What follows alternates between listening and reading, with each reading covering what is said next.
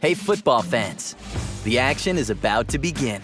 The moment we've all been waiting for. Are you game day ready? Because it's time to raise your pint of Guinness.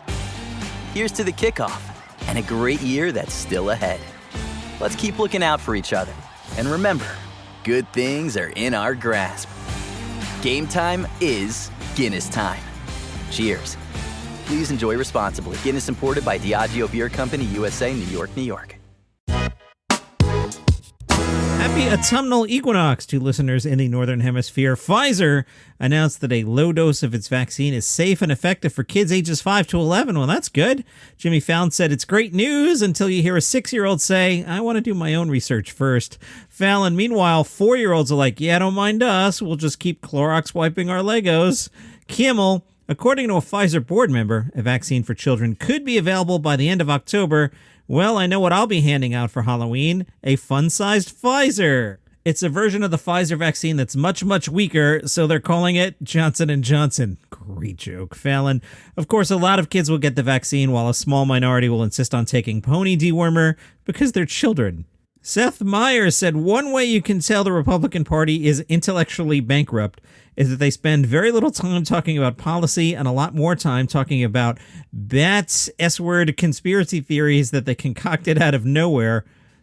It's so hard to keep up with the right-wing rumor mill that sometimes I'll only find about one after it's been debunked. Yesterday I was scrolling through Twitter and saw a Snopes headline that said, no, Joe Biden is not a Westworld robot created by George Soros to steal your hamburgers. And I thought, all right, I forgot to tape Judge Janine last night. Seth again. So the left is focused on trying to pass a far-reaching bill that would transform child care, expand the social safety net, and tackle climate change, among other things. And what's the MAGA crowd doing?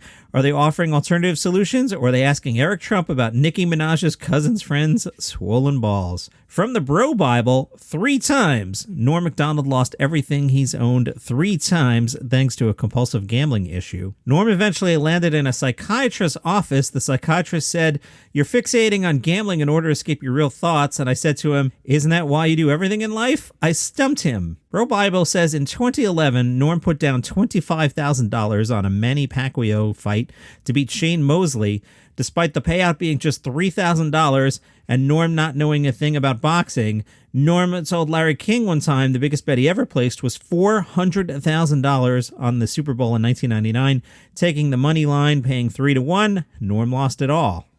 In 2011, Norm told Mark Maron, I've never had substance abuse problems, but it's like people who know they're going to hit bottom and kind of want it because it gets exhausting to be obsessed with something.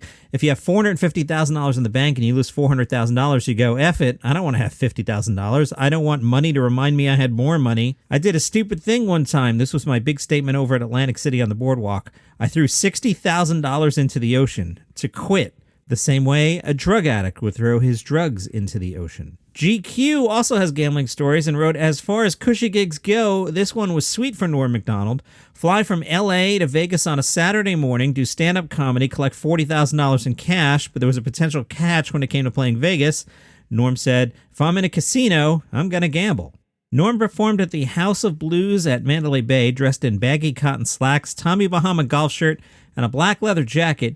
He killed. After closing the show, Norm stashed half of the $40,000 in his Mandalay Suites wall safe. Then the writer and Norm went to the Mirage. The writer tells a story of one time Norm beginning with $5,000. Norm promptly loses $2,000 and then bet his remaining $3,000 on a single hand of blackjack. Then I got dealt 2 aces and had no money left. I asked the dealer, how can I split them? The dealer said, sir, you can't, unless you have a line of credit. I didn't, so I hit. I got a 10, hit again, and got another 10. If I'd been able to split it, I'd have 2 21s. Instead, I lost the last of my money. That's when you walk away numb, you feel blank, and you can't find the elevator. Hoping to even things up a little, Norm entered the glistening Mirage and headed straight for a scrum of craps tables. He dropped a stack of hundreds upon the felt and bought in for $10,000, armed with 20 purple chips. Norm spread $1,500 across various wages. He planned on employing what he liked to call his pensioner system. It centered around betting on Don't Pass, which is wagering for the house to win and for fellow players to lose. Norm said, I've devised this as a way of bleeding my money the slowest, acknowledging that over the long haul, craps is unbeatable. After I start to win, though, I always go a little crazy. Then I rein in the crazy guy with the robotic approach of my pensioner's system. This is all from GQ. Norm Macdonald read Beat the Dealer at age 8 and learned to count cards. Growing up on a farm in Canada, he passed time by dealing himself endless hands of bridge. Once Norm discovered Vegas in 1993, the Mirage became his weekend getaway of choice. Though he might have been able to use his Beat the Dealer skills to win at blackjack, that was never the point. He was there to gamble, not to methodically grind out a low percentage profit. Norm never wanted a sure thing. Norm told a story. I booked us a room at Treasure Island. While we were waiting online to check in, I looked at the tables and I told my mother and aunt that I'd meet them upstairs. I had $3,000 with me, no cash advance capabilities on my credit card and no ATM card. I started betting $100 a hand. I had 4 splits and I lost them all. Suddenly, I was playing for $500 trying to catch up. After less than half a shoe, I was finished, completely broke. I sat up in the room for the rest of the trip, watching Matlock on TV and listening to my aunt complaining about being down $1.50 playing nickel slots. Norm said, the worst thing is you lose a lot of money and someone at the table thinks you're a billionaire because you've been on TV a couple times. Whatever you're funny, Peacock's got it exclusively. Bears beats The Office on Peacock. Stream every moment from Dunder Mifflin and explore bonus extras and exclusives. Plus, if you're looking for more classic hits, you can stream every episode of Parks and Recreation, 2.5 Men, and every season of SNL. In the mood for something brand new? Check out Peacock's original comedies, The Amber Ruffin Show, and Saved by the Bell. Whether you're craving a new binge or familiar fave, you can find tons of comedy hits on Peacock. Get started for free at peacocktv.com. Where is that energy bill? Meet Carl. Yeah, what? Carl is on all fours, peering under his couch with a magnifying glass. Who's there? Carl's energy bill has shrunk to the size of a peanut. He took advantage of rebates on energy-efficient upgrades from Puget Sound Energy. Wow, how'd you know that? If you're a PSE customer, you can save hundreds, even thousands on energy-efficient upgrades at pse.com/rebates. There it is. Nope, Dust Bunny.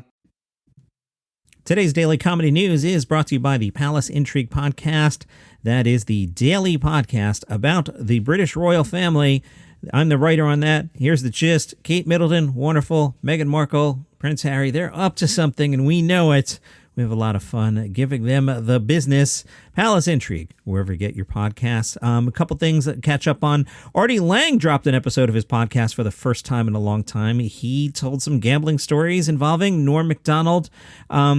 I'm worried about Artie. I'm always worried about Artie. I think we're all always worried about Artie. So he showed up on his feed for, first time in a year, and the audio quality wasn't that good. Now, this is a guy who has hosted several podcasts, so he's probably got good access to a decent microphone. So I don't know what Artie's situation is, but that just rang my spidey senses, making me go, huh?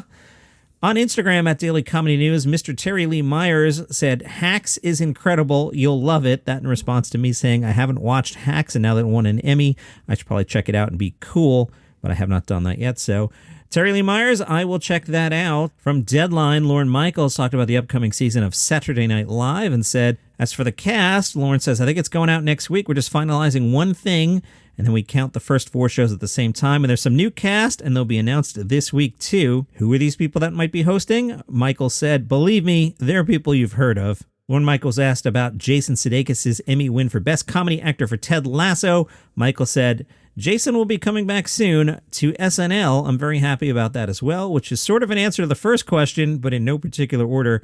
Speaking about Norm Macdonald's legacy to the show, Lorne Michaels said, I think he meant the world to people there. I could tell you from the number of people I've heard from and the people who've gone and talked about Norm, when you work with someone for that many years and they make you laugh and you're aware of who they are as a person, as a friend, I think Norm was one of the funniest people I've ever known. And because he's Canadian, I'd put him up there in the top 5. When he was at the show, I was always in awe of how long he could take to tell a joke and how long he would pause before he told another joke. He never pandered. He was always going to do it the way he wanted to do it. And if you waited, you were really happy you did. I call it integrity, but integrity probably has been mentioned 50 times. But he had integrity. From NPR, Neil Brennan. You know Neil, he co-created Chappelle's Show with Dave Chappelle, was the other co-creator of Chappelle's Show. Neil Brennan has thought a lot about whether he's accepted in comedy and whether or not he ever should be.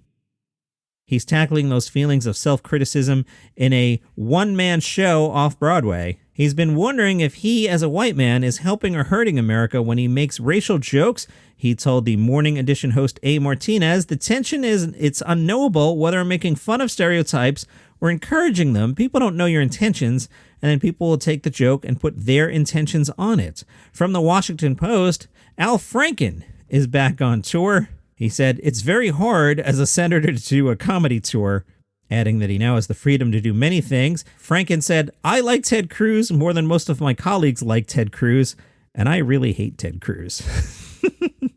Got some John Mulaney gossip for you from OK Magazine. OK Magazine's got a source, and the source says, "It's no secret Olivia's been wanting to settle down."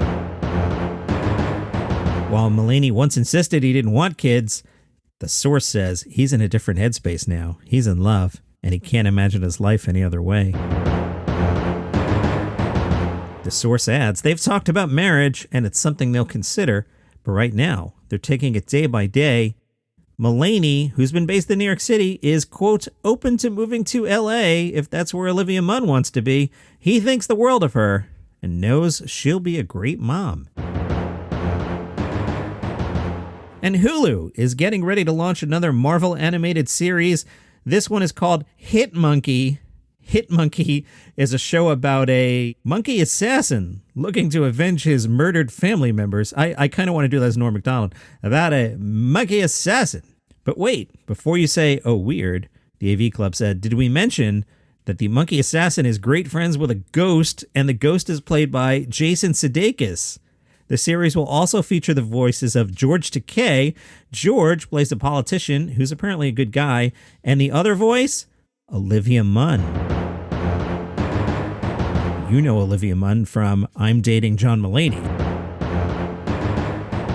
The trailer for the show features Hit Monkey suiting up like John Wick and Jason Sudeikis ghost crackin' wise, and offers a quick glimpse of Marvel villain Lady Bullseye, meaning this will have some connection to a wider Marvel universe. And that is your comedy news for today. Follow this show on Spotify, Apple Podcasts, Google Podcasts, Instagram at Daily Comedy News, buymeacoffee.com/Daily Comedy News. See you tomorrow. Things I thought could never happen. Me in a punk band? What? We Are Lady Parts, a new original comedy streaming only on Peacock. A confused mix of hash anthems and sour girl power. Syra, vocals. Aisha, drummer. Bisma, bassist. Mumtaz, band manager. And me, Amina, lead guitar. You were really good until you puked all over the front row. Ew. We Are Lady Parts, all episodes streaming now. Only on Peacock. You will solve the great mystery. Streaming only on Peacock. This is Robert Langdon. The suspect called him. I teach symbology. He wants me to locate an ancient portal buried within the Capitol. From the author of The Da Vinci Code and Angels and Demons. It's your dad. The people who took him want me to find a piece of a very old puzzle. And executive producers Ron Howard and Brian Grazer. We have to finish this, or my dad is dead. Dan Brown's The Lost Symbol. Streaming now with new episodes every Thursday. Only on Peacock.